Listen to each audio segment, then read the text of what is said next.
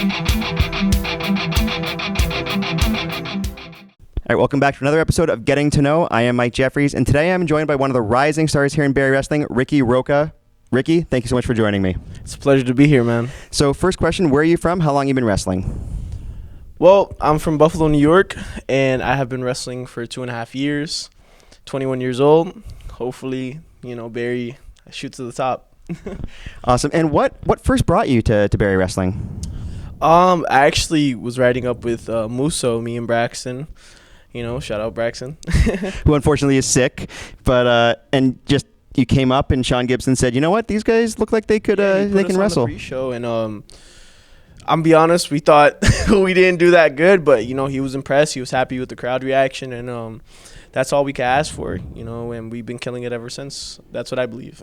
That's great. I'm just going to quickly check, make sure your mic is on. Yeah, okay, good. I'm not even going to edit that out. I just had a lot of bad luck with audio. Oh, yeah. So you can tell last month's interviews, it was picking up the room audio. Anyways, back to this. So you come from Grapplers Anonymous. Yes. Now, Grapplers has a long line, Daniel Garcia, Kevin Blackwood, and we've had, Young Jay Lee, Anthony Musso, all these guys. So two-part question. How much does that training help, and does it add a little bit of pressure, especially when you're coming up to Canada? Now you're repping Graps Anonymous. Well, the coincidence is that, Dan would actually stop in pretty often while I was kind of doing my training. And when I was starting to be on shows, and I got to train with him for a little bit, it was a pleasure. I learned a lot. And even Kevin, he had a full 2 months of training us. And I think it was a little bit longer than that. But if anything, I like the pressure because, pressure creates diamonds. And, I want to be able to be a diamond and, hopefully either stand up to those standards or surpass them. And those guys are killing it right now, and I hope to kill them.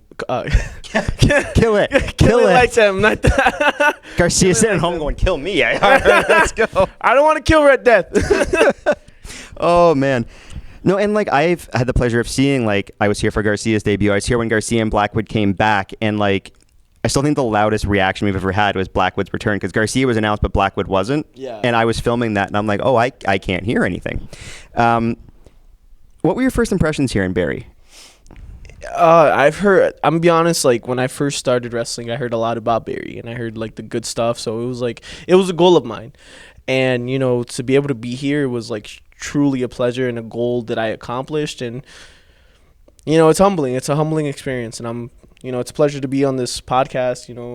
Is it a podcast? Or? It's a YouTube show, podcast. It's an interview. It's exciting, man. Because think of me as the homeless man's Chris Van Vliet.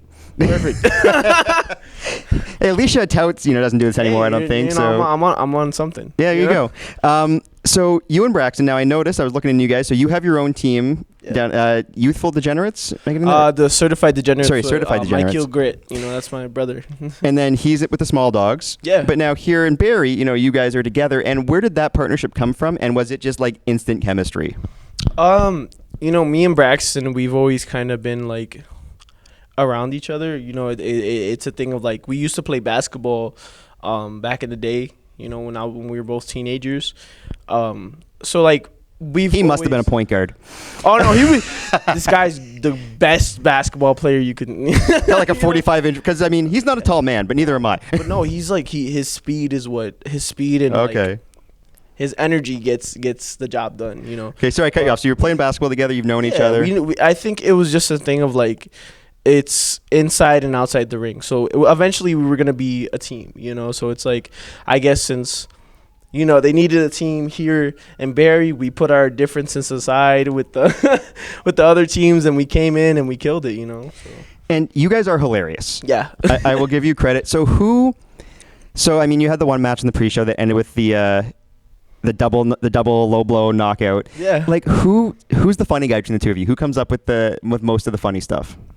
It's crazy because he'll come up with the ideas, and I'm just kind of the comedic part where I kind of bring it together where we just kind of bounce off each other. I think it's just a mixture of perfect chemistry, Sounds good. Now, you've done a lot of singles wrestling in your short career. Relatively short career, and tag wrestling. From a preparation standpoint, how does it differ between a singles match or a tag match? And do you find one easier or harder to kind of prepare for?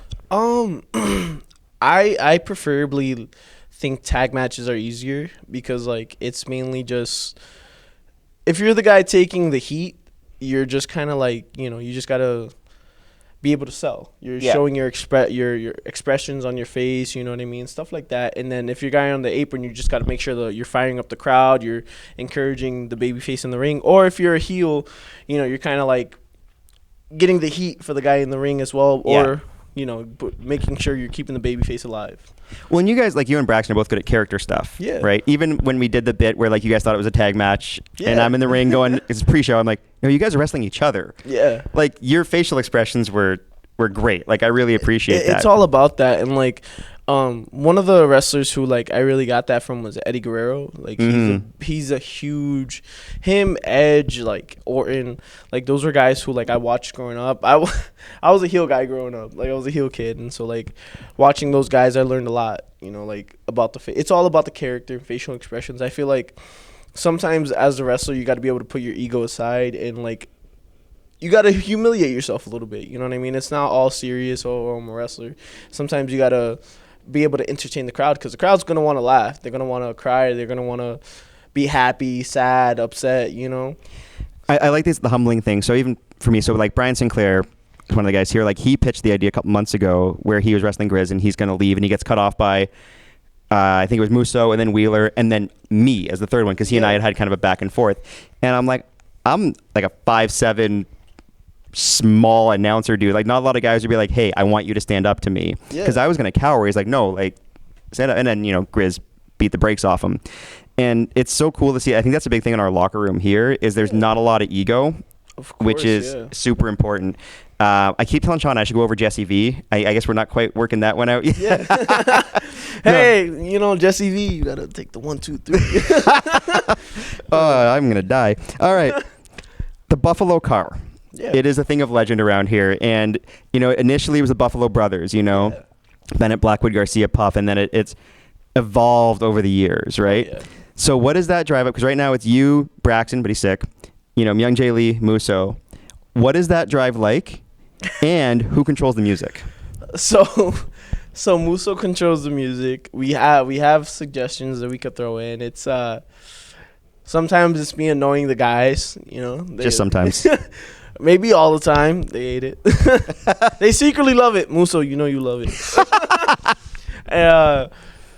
It's just a good time with the guys and like some craziness sometimes. Like we have fun moments. It's legendary. I've joked that I would love to take a car. Like I keep telling guys I got to get booked at C4 in Ottawa just so I can ride with them. I just want to be in the car for a few hours and listen to the shenanigans and the stories. You will bust out laughing or you will be straight faced. It's one or the other. Just horrified the whole time.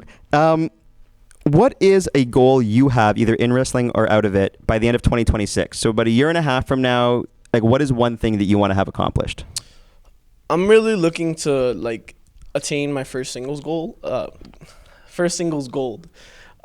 That's been a big thing for me. I became a tag team champion earlier this year, 2025. But it's time to step up to the plate and that's it. Get booked more. I have the pleasure of getting booked enough, and I'm so grateful. But sometimes you gotta take it up a notch, and hopefully some gold around this waist really soon. Well, I mean, you're in the Blueprint tournament starting tonight. You're wrestling Kuya Cole, so a win there gets you on the path to that gold. And I saw you got booked up in North Bay, and hopefully more people see you, maybe see this interview, because you're talented, you're funny. You and Braxton is singles or a tag. You guys are a lot of fun. You got a better choice in football team than Musso. He's I don't know if the camera will pick it up, but he's rocking the Bills pants. We have like a lot of like, right? Like with the it's like we say something and it's like it comes out different. It's been happening all day today with Musso too. Well, I mean, he's a Giants fan, right? So like, I mean, is it Giants or Jets for him? Doesn't matter. They both suck. Yeah. I don't even like the Bills. These are just comfy. Oh, well, that one just ended the interview. No, seriously. Where can people find you on social media? Riqui Roqua on Instagram. You might want to spell that out. RIQUI ROQUA on Instagram and Facebook as well. I'm trying to think. TikTok as well. And yeah, it's Riqui, baby. Hope you guys enjoy. What are you, the A-list player? Did I see that? Yeah, the A-list player. I actually came up with that because I was going by the Prodigy before. My father was actually a musician. His nickname was the Prodigy. He actually That's really toured, cool. Yeah, he toured Peru. He did a lot. He was a big inspiration for me to chase my dreams. So I took that name on for a while, but I felt like I need something of my own as well. And like I was like thinking, what can I use? And I was like, oh, the A-list player sounds pretty dope. So There you go. Yeah. Well, the A-list player, thanks so much for joining me. Yeah, Really thank you. appreciate it. Best of luck tonight. Back with more Getting to Know.